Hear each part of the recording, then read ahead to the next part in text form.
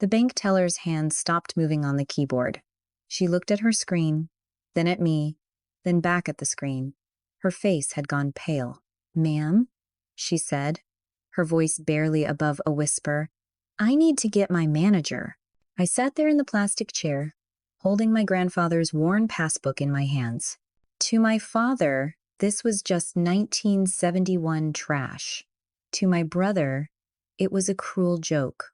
But as the girl practically ran toward the back offices, I felt a familiar, cold clarity settle in my chest. My family had spent my entire life trying to make me invisible, but this little book was about to make me the loudest person in the room. Have you ever felt like the invisible one in your own family? Let me know your story down in the comments. I would love to know who is part of our community. I remember the smell of that ballroom in downtown Pittsburgh. It smelled like expensive lilies and even more expensive ego. My brother Jacob's wedding was not a celebration. It was a merger. Every guest was a potential client. Every smile a calculated return on investment. I stood at the edge of the crowd, a landscape architect in a room full of suits, holding the only thing that felt real. My grandfather, James, had pressed that yellowed passbook into my hand 10 minutes earlier, his eyes clear and urgent. He whispered that it was for my future. But my father, Matthew, has the eyes of a chief financial officer. He does not see sentiment. He only sees market value. He saw me holding that worn 1971 artifact, and his face twisted. He did not pull me aside. He did not whisper. He wanted an audience for my humiliation. He stepped into my space, his hand reaching out like a hawk. He ripped the book from my grip so hard, the spine cracked. "What is this, Madison?" he barked. The music seemed to dim as people turned to look. He flipped through the pages, his laughter sounding like dry glass breaking. "First Cleveland Savings and Loan? This bank has not existed since the 80s. James is senile, and you are a fool for humoring him." He did not just hand it back, he tossed it. He threw my grandfather's legacy into a silver-lined trash bin, next to a pile of discarded cocktail napkins. Jacob joined him, adjusting his tuxedo with a smug grin. "Honestly, Madison, stop acting like an amateur. We are trying to build a name here, and you are carrying around 1971 trash. Go find a drink and try to look like you belong." The room erupted in polite, upper-class snickering. They expected me to blush. They expected me to run to the bathroom and cry. But I do not trade in tears anymore. I trade in facts. I looked at the trash bin, then at the man who was supposed to be my father. I did not feel a breakdown. I felt a balance sheet closing. I had been the silent investor in their version of family for 27 years, footing the emotional bill while they overran their credit. I walked over to the bin. I reached in and pulled the passbook out. I did not wipe the champagne spills off the cover. I did not say a word. I simply turned around and walked toward the heavy oak doors. I could hear my mother calling my name, her voice high and frantic about how embarrassing this was for the family image. I did not stop. By the time the valet brought my truck around, the retaliation had already begun. It was not loud. It was clinical. I pulled out my phone and went down the list. Matthew, blocked. Jacob, blocked. My mother, blocked. I did not ask why. I did not need a closing statement. I just hit cancel on the entire subscription. I sat in my truck, the engine of that old Ford rumbling like a promise. I looked at the passbook. To them, it was a zero-value asset. To me, it was the only contract I had left. I did not know then that the interest on their cruelty was about to come due. But as I drove away from that glittering cage, I knew one thing for certain. This was not a goodbye. It was an accounting. I spent every Sunday at my grandfather's workshop in Pittsburgh. It was not clean. It was not high class. It was filled with the roar of the furnace and the smell of raw, melting silica. While Matthew was busy golfing with executives and Jacob was bragging about his latest stock short, I was learning the value of things that are made by hand. My father always called me a low-level gardener because I chose landscape architecture. He could not understand that a garden is a foundation, He only cared about the view from the top floor. In our house, cruelty was not an event. It was the climate. My father and brother did not wake up deciding to be villains. They had simply trapped themselves in a cycle of normalized cruelty. To them, status was the only currency that did not devalue. They had built a psychological cage where their own success was measured by how effectively they could diminish me. They viewed my career as a liability, and my existence as a burden they were forced to carry. My silence over the years was not weakness. It was a credit. They had been overdrafting for 2 decades. They had normalized my humiliation until it became a standard operating procedure for every family dinner. James saw it all. He would sit in the corner of those rooms, his eyes recording every transaction of their greed. He did not speak up because he knew words were useless against men who only listened to the market. When he handed me that book, he was handing me the only contract in that house that had not been leveraged or collateralized. It was a promise written in 1971 ink. It was the only piece of my heritage that did not have Matthew's signature of approval on it. I kept it in my nightstand because it was the only thing I owned that they had not tried to trade for a better social standing. Matthew and Jacob dealt in phantom digits and stock options that could vanish in a market crash. James dealt in glass. He knew that once something is forged in the fire, it stays solid. I held on to that tattered book, not because I hoped for a windfall, but because I trusted the man who made it. I was the only Mercer who understood that some assets are meant to be held, not sold. They laughed because they thought the bank was closed. I kept it because I knew that even when the doors are locked, the value remains. The silence of a blocked number is a specific kind of asset. For 48 hours, I enjoyed the peace of a balanced ledger, but my family does not understand the concept of a closed account. They view my life as a subsidiary, and they still have the right to audit. Jacob was the first to break the perimeter. He did not try to call. He went straight to the public market. He posted a photo of me from the wedding the exact moment I was holding that silver-lined trash bin on his social media. He captioned it with a paragraph about how some people are inheritance beggars, more interested in 1971 trash than family unity. He called me unstable. He told his thousands of professional followers that I was suffering from a breakdown and trying to extort a dying man's legacy.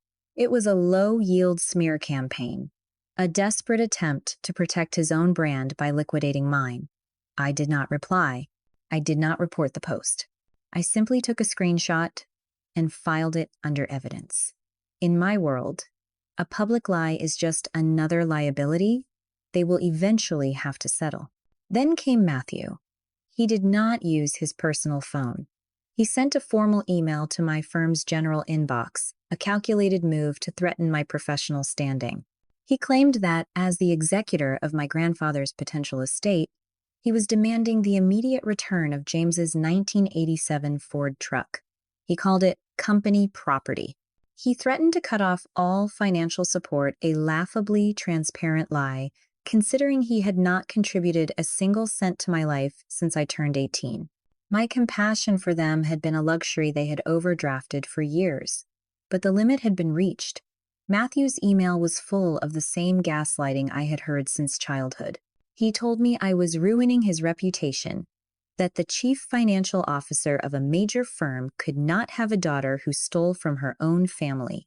He was trying to bully me back into compliance, using threats of a withdrawal from a bank account that had been empty for a decade. They were not shocked by what they had done at the wedding. They were shocked that I had stopped playing the role of the silent, invisible daughter. They could not stand that I had walked away with the only thing James wanted me to have. To them, the truck and the passbook were just clutter to be cleared away for a better profit margin.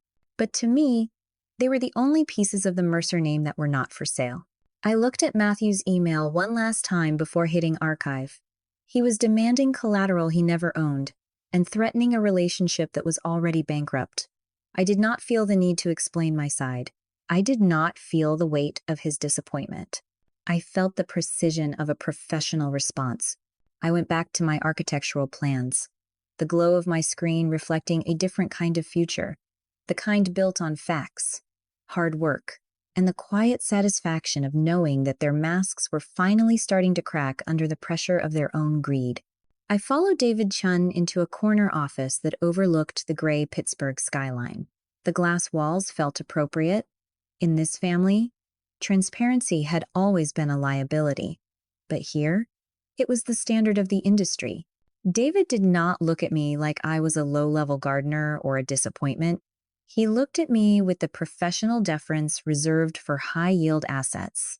He sat behind a mahogany desk and opened a file that looked as thick as the silence Matthew used to punish me with. "Your grandfather was a remarkable man, Madison," he began, his voice steady. He explained that while the original bank had been acquired multiple times, the account had remained active because it was never dormant. James had visited this branch every single month for 52 years to make a cash deposit of $400. I did the calculation in my head. That was $249,600 in principal alone.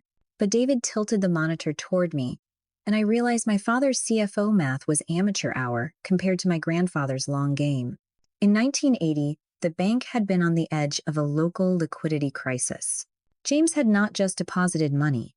He had used his savings to purchase preferred shares during a restructuring. He had reinvested every dividend for over 4 decades. He had bought when the market was terrified and held while everyone else sold for flash and status. David's finger tapped the bottom line of the screen. The total balance, including the valuation of the equity holdings, was $7,285,412.19. The room did not tilt this time. It solidified. My breathing remained clinical, though my internal market was recording a massive surge. $7 million. James had lived in a tiny house and driven a 1987 Ford truck so he could build a fortress that Matthew and Jacob could not touch. He had not been senile. He had been the most disciplined investor I had ever met. The beneficiary designation was updated in 2019, David continued. He left specific instructions that this portfolio was to be delivered to you upon his passing. He handed me the printout of the investment breakdown. It was more than a list of blue-chip stocks. It was a record of 52 years of quiet, stubborn love. It was proof that James had seen the greed in Matthew and Jacob and decided to bypass the bloodline entirely. This was not a windfall. This was restitution for every Sunday dinner where they had mocked my work and every achievement of mine they had ignored. I looked at the passbook in my lap. To the Mercers, this was a 1971 relic they had tossed in a trash bin. To me, it was the lethal discovery that would liquidate their arrogance. I was not just a landscape architect anymore. I was the sole proprietor of a legacy they had deemed worthless. David Chun waited for my reaction, but I gave him nothing but a professional nod. I was already planning the audit of their lives. David Chun leaned back, his eyes losing their professional warmth. He pulled a second, thinner folder from a locked drawer. This was not an investment report. This was a security log. He slid a single page across the mahogany surface. It was a photocopy of a withdrawal request dated 2 years ago. The amount requested was $400,000. There was an incident, David said, his voice dropping an octave. An individual attempted to close a significant portion of the equity holdings using a power of attorney. Our internal security flagged it immediately. I looked at the signature on the bottom of the form. It was not James's careful, steady script. It was a jagged imitation, a frantic attempt to mimic a man's life work. And there, in the section for the recipient's details, was my father's name, Matthew Mercer. He had not just been waiting for the market to give him what he wanted. He had tried to force a liquidation while my grandfather was still alive. The signature was a 98% mismatch, David explained. We denied the request and reached out to your grandfather. James came into this office the next morning. He did not file charges. He did not even seem surprised. He simply looked at me and said, "Now I know for sure where the glass is cracked." Then he updated the beneficiary list to ensure only one name remained. I stared at the forged document. For 27 years, I had tried to rationalize Matthew's coldness as a byproduct of his high-pressure career. I had convinced myself that his disdain for me was just a personality flaw. But looking at that paper, the narrative shifted. This was not a family drama anymore. This was a criminal intent. He was not just a father who did not love me. He was a security breach, a bad actor in the system. My compassion for him had been a luxury he had overdrafted for years. But this forgery was the final default. I did not feel a surge of anger. I felt a clinical detachment. You do not negotiate with a fraudulent claim. You isolate it and remove it from the ledger. Matthew had spent years calling me a burden, yet he was the one trying to steal the very legacy he publicly mocked. Your father called our main office 3 times this morning, David added. He is demanding an audit of the James Mercer estate. He claims he is the rightful executor. I stood up, folding the investment breakdown and the forgery report into my bag. I did not need to see any more figures. The audit was already complete. My father had spent his entire life valuing people by their bank accounts, never realizing that his own character was in the red. Let him call, I said, my voice as solid as the glass James used to blow. But do not give him an audit. Give him a notice of restricted access. From this moment on, any inquiry regarding this estate goes through my legal representation. My father is no longer a party to this transaction. I walked out of the bank and into the bright Pittsburgh afternoon. The air felt different, clearer. I was not just carrying a 1971 passbook anymore. I was carrying the proof that would dismantle Matthew Mercer's carefully constructed world. He thought he was a chief financial officer. I was about to show him what happens when the silent investor finally decides to foreclose. I stood in the center of James's workshop.